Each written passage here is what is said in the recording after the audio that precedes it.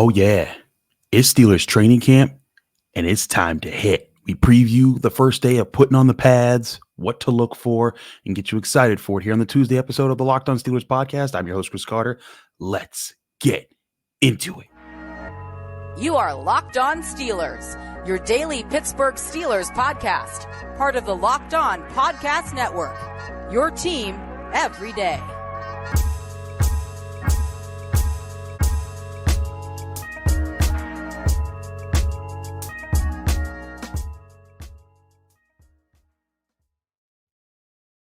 Hello and welcome to the Locked On Steelers podcast. I'm your host, Chris Carter, bringing you your daily dose of all things on the Pittsburgh Steelers.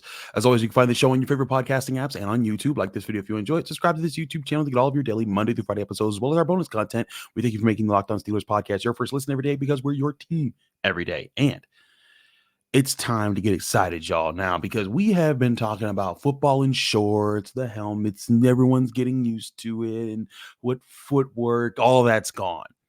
It's time to hit, people. And this is the fun part where we finally get to see a lot of the guys we've been talking about, and especially for this group of Steelers, right? It's exciting every year because you want to see this, that's when the real football starts. But this particular year, the Steelers have made it clear they're about being physical, dominating opponents at the line of scrimmage, winning physical matchups, playing that style of football. And if they're gonna do that they have to be strong on these types of days.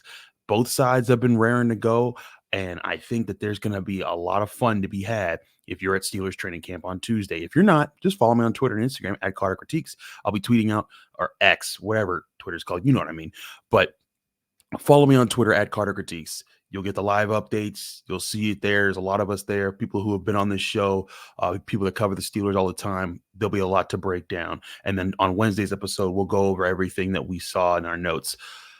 But what I'm going to do today is go over the top matchups that I'm most interested to see. So in the first segment, we're going to talk about specifically the linemen. In the second segment, I'm going to talk about some skill players. And then the third segment, we're going to talk about something that I mentioned yesterday about leadership in the outside linebackers. But let's start with the first group, and that's the offensive linemen. And I want to emphasize this first part because it's going to seem like a cheat answer, but it's going to be really fun to see the entire offensive line against the entire defensive line. The offensive line represents the most invested into group of late. You have a first round pick that you traded up for in Broderick Jones. You have a free agent that you went and got in Isaac Seumalo this year. Mason Cole and James Daniels, two guys that you got that you got just last year when it came to free agency. So you have three free agents that you just brought in there on the line, as well as Broderick Jones. Dan Moore Jr. is going to be up in that, of course, as well. But you also have the second most expensive salary cap hit on the team as well, on the offense, in Chukwuma Okorafor on the right tackle position. This is going to be a lot of fun to watch. Then go up against what is the most talented group, and that's the Steelers defensive front. Cam Hayward, Larry Ogunjobi, TJ Watt, Alex Highsmith. That group gonna be banging heads with these guys, and it's gonna be fun to watch. But here's what I give you just a little bit of insight into how I see this matchup. If you're going there, or if we're preparing to talk about it tomorrow after it's all done, do not be surprised when the Steelers defense wins this matchup most of the time, because they are that good. You want that group to win this matchup. Last year, they dominated it too. But this year, you want the offensive line to just win a few more than they did last year. They were getting dominated. It was like, oh man, this is ugly. This year, with Seumalo on the line, the offensive line understanding what to do a little bit more, you're going to bring in Broderick. You're going to want to see progress here. You're going to see them at least win a few reps, especially in the run game, because that's what's going to come down to. When they run the ball, they're going to want to actually see this group move this defensive line a few times. Now, I don't think it'll happen all the time, because this defensive line is really talented.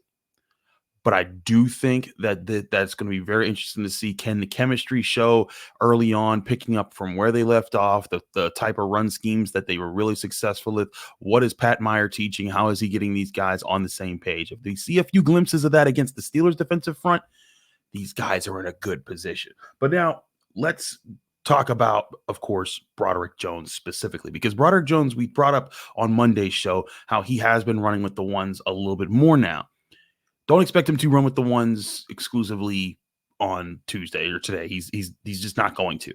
But he is probably going to get a chance in one-on-ones to go against everybody, and I mean everybody on the Steelers roster. Now, we talked about that with Joey Porter Jr. Remember how he was going up against Deontay Johnson and George Pickens and Allen Robinson and this guy and that guy and that guy. Expect Broderick Jones to get a similar taste there. I expect him to go up against Cam Hayward, TJ Watt, Alex Highsmith, Keanu Benton.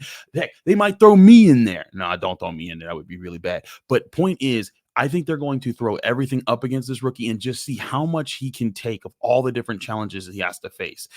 And also the different situations he has to face, because he's going to face the edge rushers in pass protection, but he's also going to probably go against the defensive linemen in trying to run block them and seeing who can win those spots. And that's where they want to see how much can this guy take. Not just can he win some of these reps, but how does he bounce back when he's outsmarted or out physical? How does he keep his composure, and how does he adjust to all the different skills that the defenders that are going to have in front of him are going to put on against him?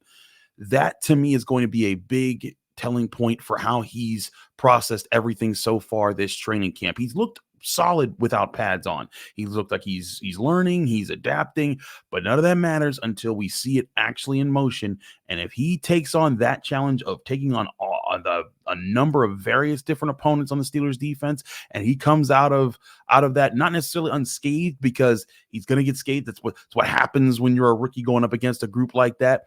But if he comes out of it for the better, if he's feeling confident about himself and his head's not hanging low, and he wins some of those battles, and there's some notes to take back there, it's going to be a really good sign that this guy is probably going to start in year one. Because we've had a difference of opinions on this show. I brought on Jim Wexel, who's been covering the team for a very long time, and he said he doesn't think that Broderick Jones is going to get to start this year. I think personally that he will, and Jim and I talked about that.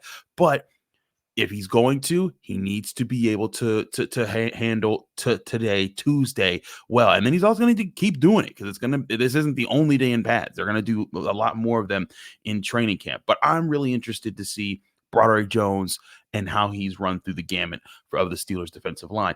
Another line matchup here, Isaac Seumalo versus Keanu Benton.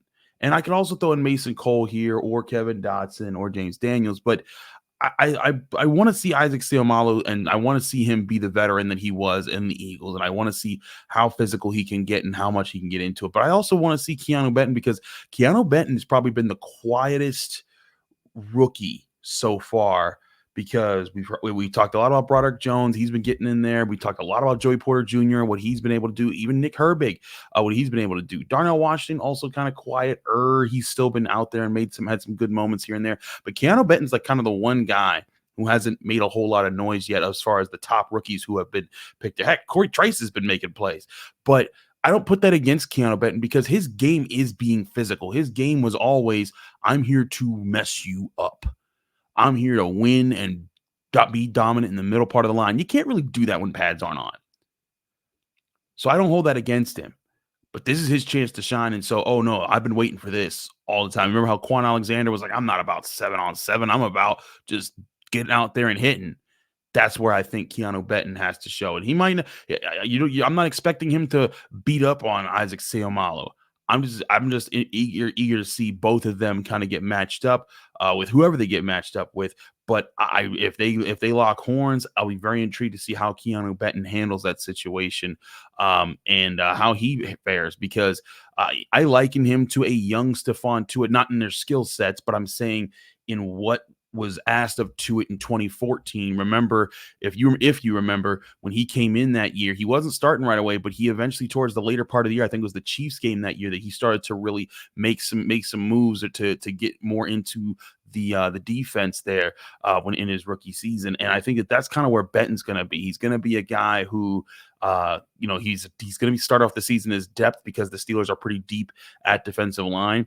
But then by the end of the season, that he's going to start getting a little more opportunities, and then it's going to be up to him to prove that he is the guy that they drafted him to be, and he's going to be part of this next generation of Steelers defensive linemen. Also throw into DeMarvin Leal in this. I think DeMarvin Leal and Broderick Jones, That will be a fun matchup because Marvin Leal can line up as a defensive lineman and as an edge rusher on Broderick Jones, which I think is another goes to what I'm talking about with making sure Broderick Jones faces a bunch of different skill sets in how he handles things. This guy's got to learn fast. He's a first-round draft pick. They're expecting a lot out of him. I want to talk about some of these skill position players on the offense and the defense and how they'll match up against each other, and some things that I'm really looking for here on the first day of padded practice at Steelers training camp as they resume practice on Tuesday. We'll get to that in just a minute here on the Locked On Steelers podcast. Don't go anywhere. I'm your host, Chris Carter. But first, I want to remind you that this show is sponsored by eBay Motors. Our partners at eBay Motors have teamed up with our Locked On Fantasy Football podcast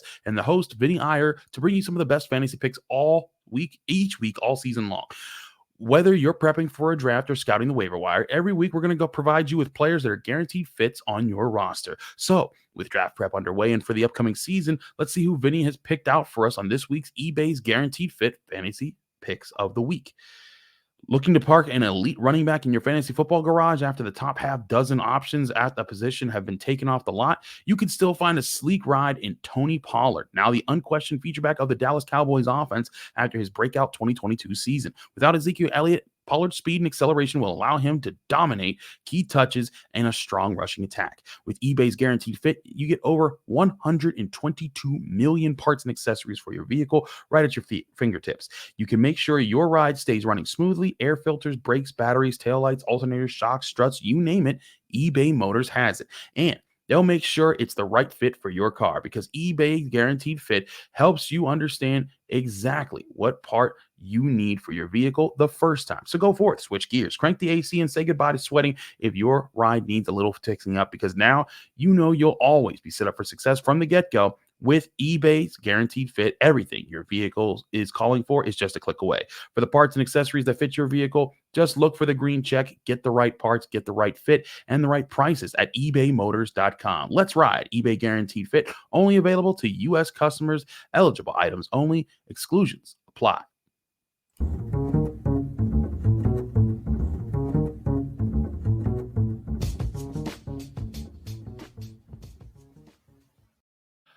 Back here on the Locked On Steelers podcast, I'm your host, Chris Carter. We continue our talking points about matchups that we're looking for on the first day of padded practice when guys get to hit. I'm going to go to the skill players here, and I'm going to start talking about some of these matchups that I think is going to be really interesting. And I'm going to put these two guys here. I'm not sure if they'll get the matchup, but I really hope they do.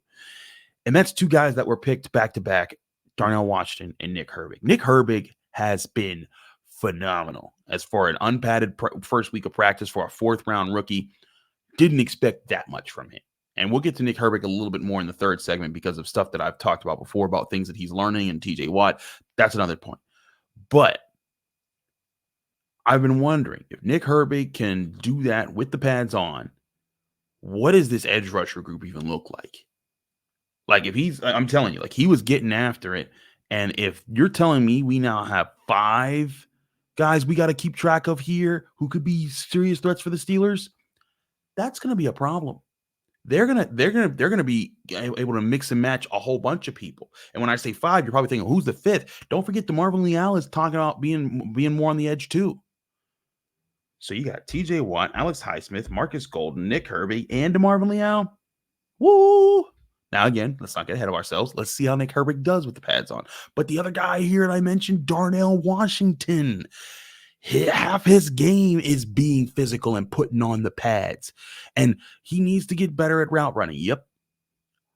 But when he's on the field, they talk about him like he's that extra left tackle. Man, like that's why I want to see this matchup. Because if Darnell Washington lives up to the hype of dominating and he beats and he just overpowers Nick Herbig, it's gonna be like ooh, man. All right, now let's see who else he can do that against. Can he do that against Highsmith? Can he do that against other guys? I think that's going to be intriguing. But either way, that matchup on the edge when they do their drills and it's just one-on-one, I'm gonna love watching it, taking down notes and being like, whoever won that, and then learning from that, keeping that in our notebook here, talking about it on this show. We're gonna try to have Alan Saunders on again this week, just to talk about what we see out there. So Darnell Washington, Nick Herbig, one matchup I'm very much looking forward to. The next matchup I'm going to go over is more group versus group. And that's Najee Harris and Jalen Warren against Cole Holcomb, Landon Roberts, and now Quan Alexander. And that's, of course, running backs versus linebackers. Now, backs on backers is a classic tradition because that's often where the biggest thuds happen. That's where some of the biggest scraps happen. Guys going at it. It's a lot of fun to watch. And again, if you can take off work and get to Steelers training camp on Tuesday, get there because it's going down. And Najee Harris, Jalen Warren, both physical guys, but all three of those linebackers are named Holcomb, Roberts, Alexander. They're physical linebackers. And what happens with the backs on backers drill is the running back is in a position where they're not trying to run through the defender. They're trying to protect the imaginary quarterback next to them. So the linebackers pass rushing, the running backs protecting, and those two meet, and it's just who can dominate that spot and either protect the quarterback or get to the quarterback. That's going to be a lot of fun to watch. And this group of linebackers, the Steelers need them to be good. So how they fare against the Steelers running backs, I think it's going to be a very fun matchup just because I think Najee Harris has gotten a lot better at this job. Jalen Warren has been really good at this job, even as a rookie. I'm kind of eager to see how those guys match up with these linebackers just to see, because those linebackers, they're going to be coming downhill. They're going to be physical. They know what it's like. They're older veterans. But if Harris and Warren are putting on a show, could be interesting to talk about going into this year about just how ready everybody is to pitch in on being physical and moving forward. But also, even outside of the backs on backers drill, how these guys match up when there's 11 on 11 and they meet in the hole and who can win what matchups. All of that is going to be very telling to see, like, where strengths and weaknesses are for this team. And I really think that that's something that should not be overlooked, is just the running backs and linebackers against each other and how they progress this year. But there's one person who, it's not necessarily about them just winning. It's literally about who they get matched up with that I think is going to be really interesting to watch. And that's Connor Hayward. Now, you're probably wondering, like, okay, what do you mean, Chris, about who he gets matched up with? We still don't know exactly what Connor Hayward's job is going to be on this team. He's kind of a tight end. He's kind of an H-back. He's kind of a fullback. He's lined up all over the place for the Steelers in training camp so far. But does he face everybody? Like, if he faces edge rushers, that shows, okay, he's probably going to be more of a tight end. But if he faces, linebackers, it's probably going to be more of a fullback type of situation. But it's clear the Steelers are going to use him in a lot of different ways. So I'll be intrigued to just see who does he get matched up with the most, because then that might tell me a little bit more about what their plans are for what they want him to be ready to face the most this season. And for those who don't know, Monty Pottebaum has retired. Happened I think it was Sunday. It was very bizarre, but things happen. Actually, it happened Saturday, excuse me. But point being, that happened. So the other guy who was even vying for a job as a fullback isn't even on the roster anymore. Also, Alfonso Graham is out for the season with a torn labrum. He was the running back they picked up as an undrafted free agent out of Morgan State. Looked a little promising in OTAs. Things happen. We'll see how he bounces back next year. But like I said, Connor Hayward, he's also been another one who's been making plays all throughout training camp. He's one of the guys where, whether it's Kenny Pickett, Mitch Trubisky, or Mason Rudolph, if they throw it in his direction, he's pulling it down. I think there's only one time I've seen them target him and he didn't get an official catch. And that was only because he stepped out of bounds just a little bit right before he caught the ball one time. But he's been pretty good. So I'm intrigued to see who does Connor Hayward get matched up with more in one-on-ones, and can he continue to be this type of playmaker again with the pads on? We saw him do it a little bit last year, but man, Connor Hayward's making a case for him to be on the field a lot more than he was last year with how well he's played. So there you have it. Those are some of my top matchups. We talk about the line, both lines facing each other just as units and to show how far the offensive line has come. Broderick Jones getting the run of the gamut to see how he responds to all the different skilled defensive linemen and edge rushers the Steelers can throw at him. Isaac Seumalo versus Keanu Benton, just to see how dominant Seumalo can be and where Benton is with his physicality. Darnell Washington versus Nick Herbig, because both of those guys, I think there's a lot of promise to both of them being guys who could be real contributors sooner rather than later for the Steelers. The running backs versus the linebackers, just because one group is brand new in how the linebackers are constructed, in the other group is vital to the Steelers offense being successful in the running backs. And then, of course, Connor Hayward to see where he lines up, because I think he could be a very good utility piece in Matt Canada's offense if he's used the right way. Of course, that's the operative term there, is being used the right way. But I want to talk a little bit more about Nick Herbig a little bit, because not just about his success, but something I brought up early yesterday on this show, and that was about what he was doing and how he was learning. We'll talk about that here on the Locked On Steelers podcast in a minute. I'm your host, Chris Carter. Stick with us. We'll be right back.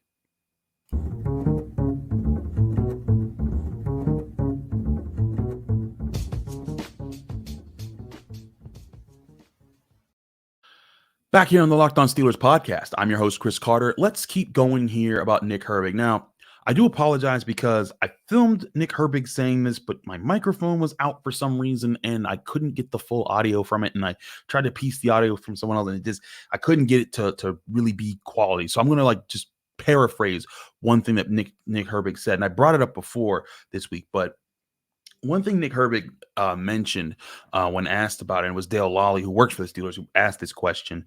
But he was, Dale Lally asked him about, we saw the dip move that you threw there. Was that something that TJ Watt taught you? And he was like, actually, yes.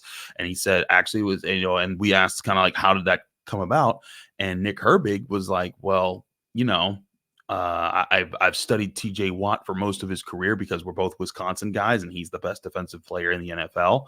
And I studied that, and that was a move that I saw him do it very well, and I didn't know how to do it, so I went and asked him. So he showed me, and now I'm starting to try to use it in practice. And I think that's really doggone cool that Nick Herbig, because that wasn't a move. It's funny, Nick Faribault, and if y'all know Nick Faribault, he studies tape just like anybody else. There's three people out there that I trust as much as Nick and myself to study Steelers tape and know what the heck we're talking about. But he pointed out, and he was like, Nick Herbig did not have a ghost it's called the dip move or the ghost move. There's two different names for it. But he's like, Nick Herbig didn't have that move in college. And he was still producing at a pretty good clip at Wisconsin when it came to being an edge rusher. And the fact that he's adding on moves in training camp in his first year, good sign that maybe he could figure things out. And I think that's a really cool thing there to see the young rookie willing to learn and add to his repertoire early. And we'll see how that pans out for the Steelers season. And it kind of takes me back to a story I always share on this show, was TJ Watt's first year. He was less refined than Nick Herbig as a technical pass rusher. He was more physically dominant than Herbig, but he did not have all the different pass rush moves coming out of college because he had just transitioned to that position. He used to be, I think it was a tight end. He was on offense. He didn't play edge rusher for his entire time. He was still adjusting to the position. But when he got to Steelers training camp, it was the night practice of his rookie season, and he was going up against Xavier Grimble, third string tight end for the Steelers, in one-on-ones. And when he was doing that, he wasn't getting past him consistently, and he was getting frustrated. They almost got into a fight, and they got broken up. And when he did that, James Harrison, who was in his last year with the Steelers, pulled TJ Watt to the side, showed him how he does his rip move, and the next play he used his rip move, and that got him a win on the rep. And then that was kind of his move early on in the season until he eventually the season wore on a little bit. Rookies, sometimes you learn stuff and it goes away. But by that second year, he had mastered his craft, and now he's that TJ Watt. I think it's very interesting that TJ Watt was able to teach Herbig something like that the way that they did. And I also think it's interesting how Nick Herbig described how this came about, right? Like, this wasn't TJ Watt saying, hey, Rook, come do my move. TJ Watt, he even told us, we even played the clip earlier when the Steelers reported to camp. He told us, I'm not going to force things on guys for how they want to do things, but I am going to, I'm going to be an asset to people. Let's play this clip again. This was TJ Watt when he showed up on Steelers arrival day on, I think it was last Wednesday. And this was him talking about, he starts off talking about the chemistry with him and Alex Highsmith, and that's great and all. But listen to the second question that I get off to him, and that question about how they're going to work with the new linebackers on the team to try to get up to pace with what him and Alex Highsmith said. And listen to how he said and how it relates to how Nick Herbig kind of went about learning the dip move. Here's TJ Watt. Big, and I mean that's talking about the stuff where it's just eye contact, where we're picking up on things out on the field, where I can just tell him little cues, or he can look at me and I know exactly what he's thinking. If he's going to go inside, so I have to cover him around the edge and the backside. Just the whole front. We continue to grow. I think Dunbar has done such a good job, and Denzel Martin, of just getting us all on the same page, and that's why it's so important for the pass rush. We're all in the same room, and it's been beneficial to us. A lot of times in practices, like when the first team goes off, we'll see you two kind of just doing hand drills together, working together on technique. How much do you guys start to share that with Nick and new guys that are on the team working with you guys? Yeah, anybody who wants to learn and grow, we're always accepting of them. I'm never going to force our stuff on them, because I'm not one to claim that what we do is the best to do, but just trying to stay busy and warm up and activate the hands when everybody else is doing a special teams drill has been beneficial to us. That right there, that last part, he's like, I'm not going to force it on them because there's other ways that people learn things. I think that shows a level of, I don't want to say intellect, a level of just perceptiveness for TJ Watt to be able to say, like, hey, yes, I have a 22.5 sack season. I've been a defensive player of the year for the NFL. I've done this, I've done that, but he's not trying to force his way down everybody's throat. Now, he is going to be able to be an asset to those guys when they ask for it. And I also think it's important to note that he let Nick Herbig come asking for it, and it wasn't a problem. But I think it's kind of like that thing where you want the rookies to ask the questions. You don't want to spoon feed them everything. You want them to have to work for it to get there, to show you like, hey, they take their craft and this job very seriously, and they want to get to that next level. There's that want, that desire to get there. And then when they show that want and you can help them, you help them. And I think that was a great leadership moment by TJ Watt to help that. Now, we'll see how things continue to progress. Maybe the dip move doesn't show up as much for Nick Herbig throughout training camp or throughout the season whenever he gets reps. But man, I'm telling you, man, like this, if he comes out and he's able to be like a very solid, second tier edge rusher for the Steelers, I mean, second, part of their second group, it's going to be really interesting to see how they deploy this defense to create matchup problems throughout games. And then being able to give TJ Watt and Alex Highsmith rest, significant rest during games, and without letting off too much, because Marcus Golden and Nick Herbig, if they're solid, that would mean a lot, I think, for this defense, because there were times last year you couldn't take TJ Watt off the field, otherwise it was just disaster. And if they're more balanced there, it means a lot. But I think, again, it goes to not just the outside linebackers, but the overall leadership that I think that is developing with this team. Everyone has responsibility. Everyone takes responsibility for what their job is, but they also take responsibility for potentially being a leader. Alex Highsmith, another clip that I played last week when they came, Alex Highsmith talked about being a leader, and he wants to lead by example, because not everybody in the locker room can be the loudest voice. Not everyone can be, Joey Porter, saying they shot me in Denver. You need people that can follow the leader to say, hey, follow that guy. If you don't understand what he's saying, I'm here to tell you that it's the right thing, and get behind me. And I think that was who Heath Miller was for the Steelers for so long. Heath Miller wasn't the loud guy in the room, but he was the guy who was like always in the right place at the right time, always working hard and being a playmaker, and he made you want to work harder for yourself. I think James Harrison was that guy for a bit. Now, James Harrison, of course, was a loose cannon at times, doing what he needed to do, but James Harrison, I don't think, was the rah guy. He was the, hey, I'm gonna be this bad as heck dude, and I'm going to show you what it's like to be this type of player. And James Ferry, I think he was one of those rah guys. He was the guy that kind of rallied everyone of the last Steelers Super Bowl team. But you need players like that, and I think it's totally fine for TJ Watt to do what he's doing, for Alex Highsmith to kind of lead the way he wants to lead. I think that's going to be a big point of this Steelers team, is how these leaders develop on this roster. And the more leaders that you have, whether they're by example role models, or they're the loud rallying points of the team, I think it's going to build a strong team chemistry, a strong locker room that could set a tone that could really springboard the Steelers into their next competitive run for several years to come. That's what this year's about. Last year was about surviving, figuring out if Kenny Pickett could become a starter. He did, finding a little bit of an offense identity. They did that. They were able to finish the year with a winning record. Now take that, build forward, show the potential that, hey, the offense is coming along. The defense can be elite. The young players that are on our team are learning what it means to be a better leader in the NFL. If all those things happen this year, this is a winning year. And I think still the target for them should be at least 11 wins and trying to make the playoffs. I think that they can do that with the schedule. I've talked about that a lot.